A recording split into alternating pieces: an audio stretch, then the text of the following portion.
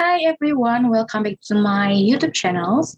Today I would like to presentations again about my English drama Meet 3. Okay, my name is Heidi Lara Sandy and this is my student's ID.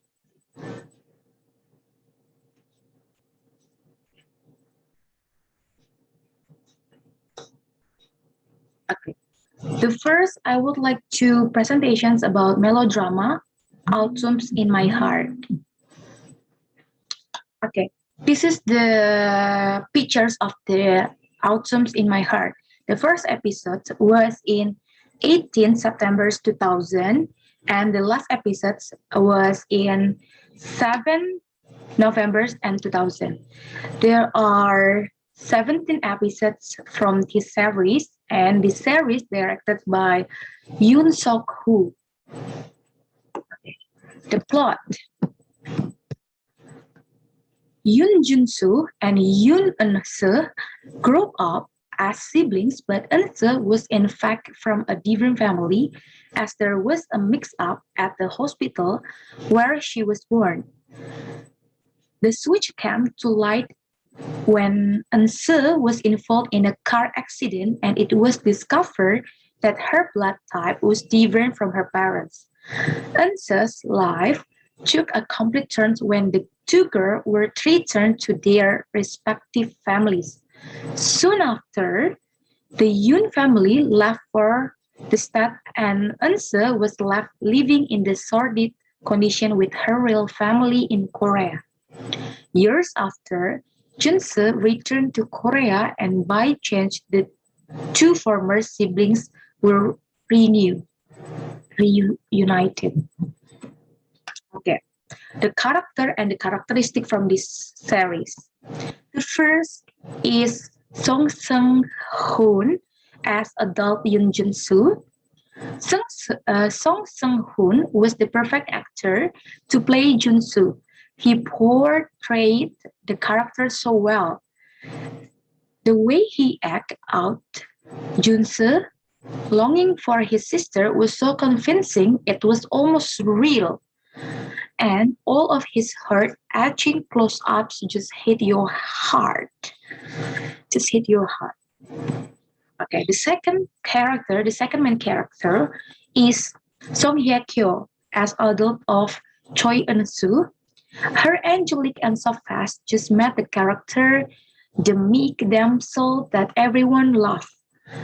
The way Hye-kyo acted the character of Eun-soo was so convincing that it made every viewer feel pity sorry for her until the end of the series.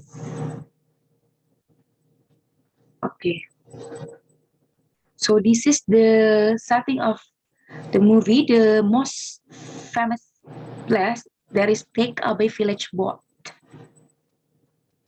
Okay. And then the summary of the story. The story basically revolves around the lives of supposed siblings Yoon Jun-soo and Yoon Eun-seo. They were victims of a brother and sister mix-up caused by the accidental switch of Eun-seo's name card with another baby. The truth about their biological connection was revealed when they were teenagers after Yoon Eun-seo met an accident and needed blood transfusions. To make it more complicated, the real daughter of the Yoon household was Eun's jealous classmate Choi Sin-ae. After the whole baby switching fiasco, the situation was now reversed between the girls. Eun-seo lived with the Choi family in poverty, while Sin-ae and the entire Yoon family moved to the US. 10 years later, Jun-soo returned to the country as a successful artist with a charming fiance. He went back to their hometown, where he met his old friend Han Tae-sok, who used to stay at the hotel where Eun-seo works as a receptionist of the hotel. Shortly after, Jun-soo and Eun-seo reunite and rekindle their sibling relationship. Okay. The brothers and sisters soon developed their affection for each other and secretly fell in love.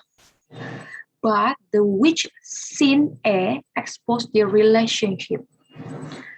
The once complicated story became ever more dumb after Ense found out that she had leukemia. Our heroine felt even more ill and was too weak to continue the treatment. The couple got married and Eunse died as Junsu cried her around the beach where they spent her birthday as teenager. Grieving Junsu was later hit by a truck in the same place as Eunse's accident during her teenager years, and his fate was never revealed. Number 2, explain the component about melodrama, realistic drama, and theater absurd. Okay, the first melodrama. A hero who is moral, handsome, and manly, he acts on his intuitions and is in tune to nature. And while he believes in justice, he does not always follow the less important rules of society. And then the second element, a heroine who is also moral in that she is innocent. She is also beautiful, courageous, but likely in need of saving. A villain who is evil. These characters are often dishonest, greedy, finful, and corrupt. A villain, a conflict who is usually rather idiotic and serve as comic relief. And then a faithful servant who helps the hero uncover needed information on the villain. This character also serve a comic relief. And then the last, a maid servant who is flirty and often a romantic interest of the male servant, fun and loyal to the heroine. Okay. Realistic drama. Realism in the theater was a general movement that began in 19th century theater around the 1870s and remained present through much of the second century of the 20th century. It developed a set of dramatic and theatrical conventions with the aim of bringing a greater fidelity of real life to text and performance. What are the features of theater? Theater requires an audience. For all the arts, public is essential. The physical presence of an audience can change a performance, inspire actors, and create expectations. The first thought, theme, ideas, what the play means as opposed to what happened. It's mean the plot, action, character, language, music, and spectacle. Okay. And then the main feathers of realistic drama, the main feathers of the theater of realism were a focus on real life. The theater of realism investigated and spoke about real people in everyday situation dealing with common problems. An emphasis on behaviors and thought decision, believable dialogue. Okay. Theater of absurd.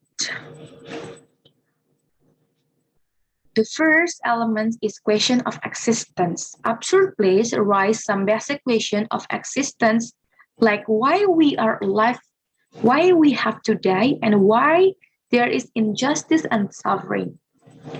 Number 2, distrust in language.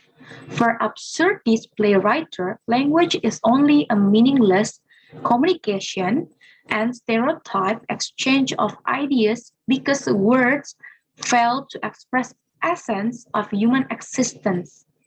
3. Illogical speeches and meaningless plots. By illogical speeches and meaningless plots, they wish to establish a feeling of freedom to make their own world, Dr. Chulik says. And then number 4, re-establishment of man's communication with universe. They attempt to restore the importance of might and rituals in the life of man and make them aware of the ultimate realities of their life. Cool. And the number 5, emphasize on abstract values of life. Absurdists force us to look at our abstract values of life like love and family. Thus, we may hope to accept the absurdity of life and try to find values in a world devoid of them. Number 6, vagueness about time, place, and character. Absurdists have no time, place, and character in their place as they feel that there is no past or future, only the repetitions of the present. Number 7, lack of communication amid characters. Each character lives an egoistic life and attempts to get another character to understand him, and this results in more alienation. Number 3, the playwriter of melodrama, realistic drama, and theater absurd. The first, melodrama. Edward Fitzball. He was a popular English playwright who specialized in melodrama. His real surname was Ball, and he was born at Burwell, Cambridgeshire. During the next 25 years, he produced a great number of plays, most of which were successful. He had a special talent for nautical drama. His floating becomes Shirley Theatre, 19 April 1825, ran for 114 nights, and his pilot Adele Pin for 200 nights.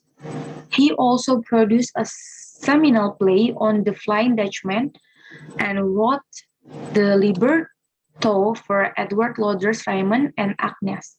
His greatest triumph in melodrama was perhaps Jonathan Bradford or Mother at the Roadside Inn. Okay, and then this is the picture of the libretto.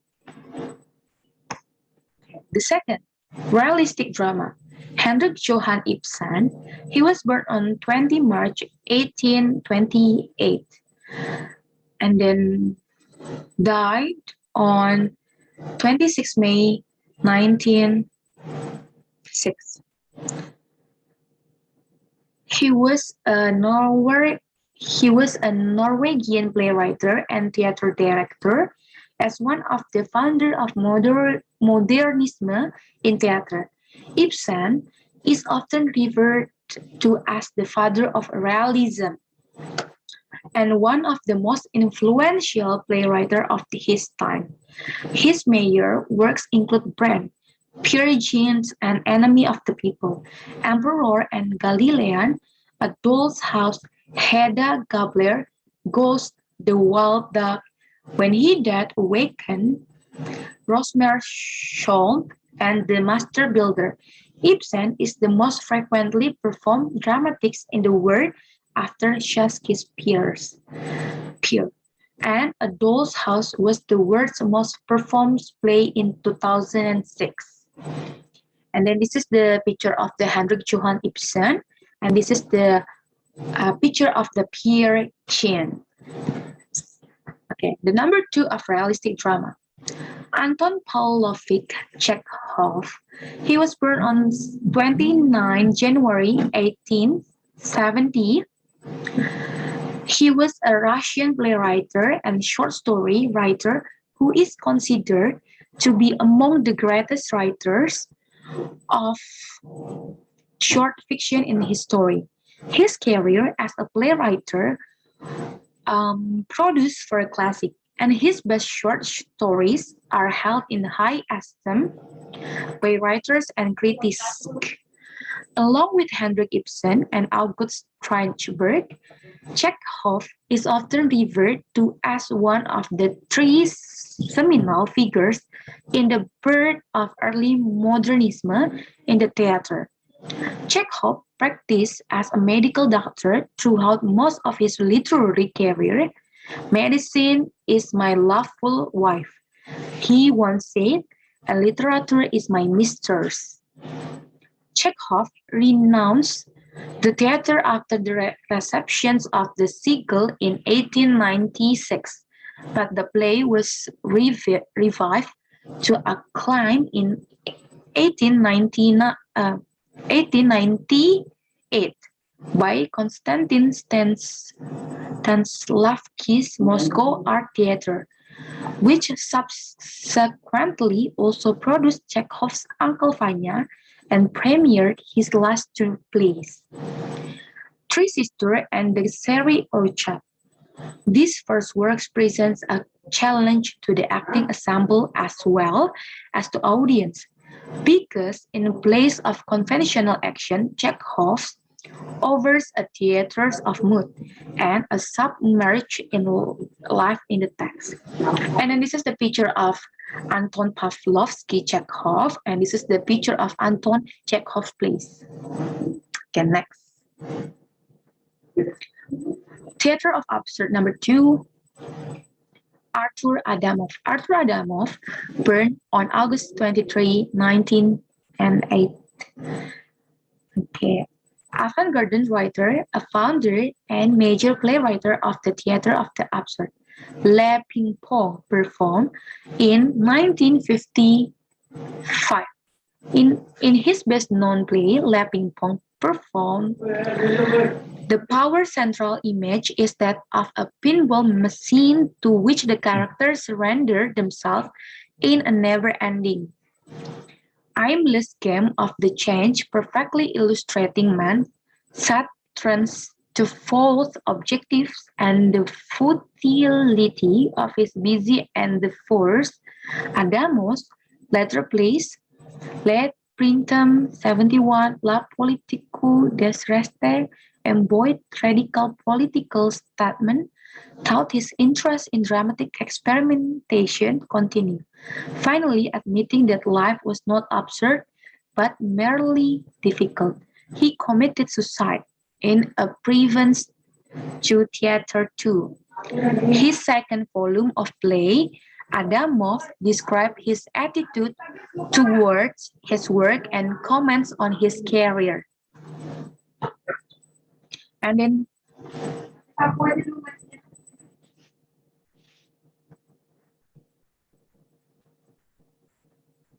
okay, the theater absurd number 2, Samuel Barclay Beckett. He was an Irish novelist, playwright, short story writer, theater director, poet, and literary translator. A resident of Paris for most of his adult life, he wrote in both French and English. Beckett's multifaceted work offers a black, tragic comic outlook on existence and experience, often coupled with black comedy and nonsense.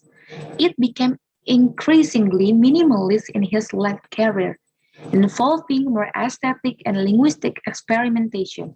He is considered one of the last Modernism writers and one of the key figures in what Martin Aslin called the theater of absurd. His best-known work in his 1953 play Waiting for Godot. Beckett was awarded the 1969 Nobel Prize in Literature for his writing, which in new forms for the novel and drama in the destitute of modern man acquires its elevation. He was elected Scio of Ausdana in 1984.